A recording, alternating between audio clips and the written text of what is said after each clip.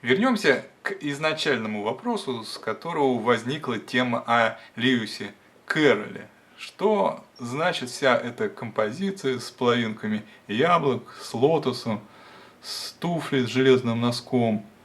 Здесь символически показана суть грядущих событий, которые произойдут в 607-й день. Поэтому инициалы Льюиса Кэрролла стилизованы под цифры 6 и 7. Яблоко – это Божия София, на которой строится земное царство. Господь премудростью основал землю, небеса утвердил разумом.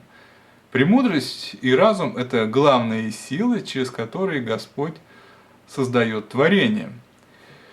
Рука символизирует энергию или действие. В одной руке у Вседержителя сила разума, в другой – сила премудрости. От разума происходит небо, от премудрости – земля. Премудрость – это форма, разум – это содержание. Белоснежка с яблоком символизирует истинную премудрость и знания, которые есть только у православной церкви. И сами иллюминаты нам об этом и говорят. Истина только в православии.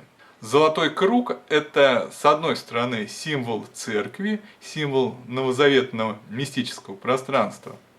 А с другой стороны, мы видим, как народ находится вне данной территории. И вместо обильного хлеба небесного, как это было раньше, сейчас народ получает крохотный обгрызок благодати. Вот этот маленький золотой мазочек, находящийся за пределами круга.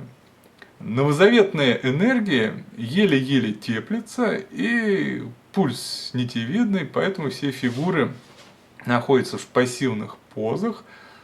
Люди словно скованы льдом, обезличены и обмотаны колючей проволокой. Это иллюстрация вавилонского духовного пленения, в котором находится Русь. Однако Белоснежка, как мы видим, отказывается от яблока и безвольно выпускает его из рук. Здесь показана ситуация настоящего момента. На свет Божий правда уже вышла. Правда о том, что синодальная система – это подлог, это проект сионистов. И далее официальная церковь не захочет принять столь неудобную правду. Правду, которая разрушает их сытую жизнь. Они, естественно, бросятся защищать статусы народных учителей, и результаты наших исследований объявят бредом. И тем самым окончательно откажутся от Божьей премудрости. Вот тогда от синодальной системы благодать полностью отнимется. И существующая церковь окончательно превратится в театр Карабаса-Барабаса. Далее видим, что яблоко катится по масонскому шахматному полу, и его сопровождает луч прожектора. Здесь речь идет о становлении нашего проекта, о пробуждении живой веры, о восстановлении связи со Святым Духом, о восстановлении Божьей премудрости и символьного богословия. За всеми нашими телодвижениями внимательно следит целая толпа мужиков из клуба любителей сионской премудрости. У них есть антропологические карты, по которым они отслеживают этапы нашего духовно-интеллектуального прозрения. Им нужны сведения из 6-7 дня. Добыть их можно только оседлав энергию Избавителя, приходящего от Сиона. Сами они оседлать данную лошадь не могут, потому что находятся под проклятием. Поэтому с нетерпением ждут результатов нашего проекта. Сионские мужики в прошлом году очень расстроились, когда мы накосячили с энергетикой мистических врат. Вот видите, как все трещит, сплошные помехи, и телефон неисправный. А в надписи зашифрована формула формула перевернутого движения энергии. Старина Ротшильд буквально взывает к нам умоляющим голосом: блин, да что вы творите? Не так все делается. Прекратите дергать за створку врат. Они открываются в обратную сторону.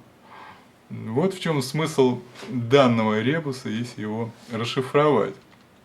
Ну и далее, таким образом, мы и движемся по клеткам остывающей масонской системы. Восстанавливаем историческую правду, учимся слышать и видеть Бога, заглядывать в будущее. А когда все пазлы соберутся в целое, тогда мы получим целое яблоко. То есть полную картину обо всем, что было, что есть и будет. Весь проект Бога целиком. И тогда история разделится на два направления. Поэтому и яблоко разделяется на две половинки. Начнется разделение и исход.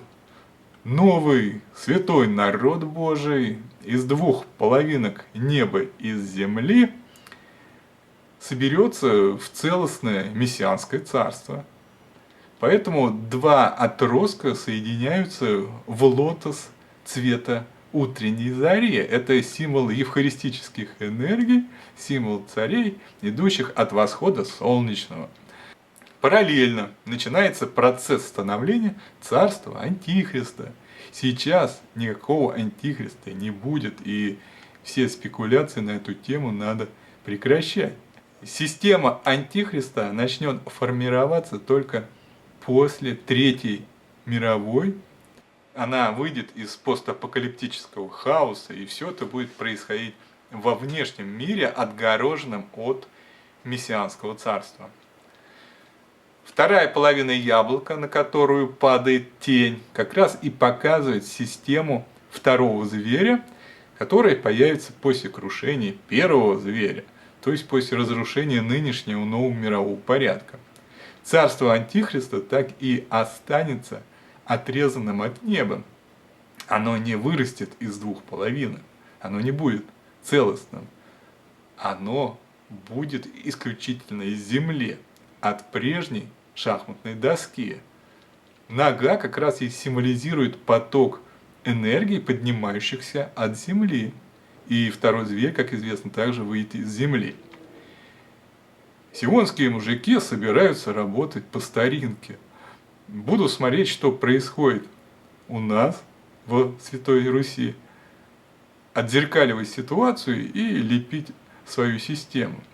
Тень, падающая от лотоса, как раз и символизирует данную технологию. Кованый носок туфли – это характер и принципы становления царства Антихриста. Жестокость, ненависть, железо. В данную систему людей будут запинывать посредством технологических ухищрений и все тех же денег, которые являются главной энергией отрезанного от благодати мироустройства. Поэтому под туфлей на шахматном полу лежит монета Ее Величества. Центр масонского мироустройства находится в Великобритании. Далее камера покидает пространство школы, символизирующей новый мировой порядок, и начинаются события исхода. 23-й псалом, где говорится о раскрытии врат вечности, это символ восстановления правильного движения духовно-ментальных энергий, после чего и происходит выход из вавилонского пленения и обретение духовных глаз, ушей и ума. И далее уже начинаются различные подробности шестого дня, показывающие обрушение цивилизации нового мирового порядка. Как видите, сионские мужики хорошо устроились, знают, что да как будет. Но у нас свой путь, с энергиями мы более-менее разобрались, так что исход начнется в этом году. Так получается. Пока-пока.